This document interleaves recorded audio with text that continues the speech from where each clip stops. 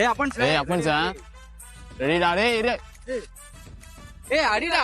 ஓ உள்ள இறங்கு ப்ரோ. அவர்தான் உதைக்கிறாருன்னு தெரியுதுல. ஏய் நீங்க சுட்டு இறங்குடா. டேய் கட்டான்றா. நான் புடிச்சு தரேன். இரு. டேய் எப்பதான்டா அடிப்ப? டேய் இருடா. ஏய் என்னடா எங்கடா போகுது? ஏய் ஏன் அவன் நடந்து விடுறான்டா? ஏய் நல்ல அடிடா. என்னடா கால்ல விழுந்து. நல்ல அடியாண்டா. சும்மா நின்னுட்டு இருக்கா. அவனை போய் அடிக்கிறான். உனக்கு ஆடவும் தெரியல. சரி பேசாம உக்காடுறானா கேட்கவும் மாட்டேங்கிற.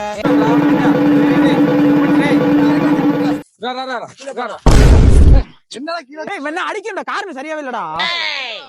இவன் தொடர்ந்து அடிக்க நின்னுட்டு இருக்கான்டா. ஏய் இவனுக்கு பயம்டா இவனுக்கு. ஏய் நான் தெரியாதானே நிக்கிறேன். ஏய் ஏன்டா அவன? ஏய் காலை புடிங்கடா.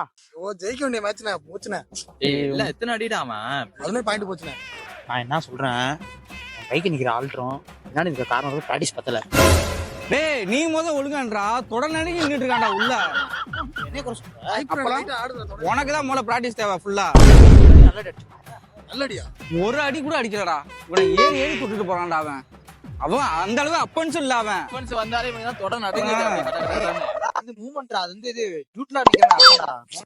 இவன்லாம் இனிமே ஆர்சி டிபார்ட்மெண்ட் வச்சுக்க எந்த மேட்சுமே நம்ம ஜெயிக்க மாட்டோம்.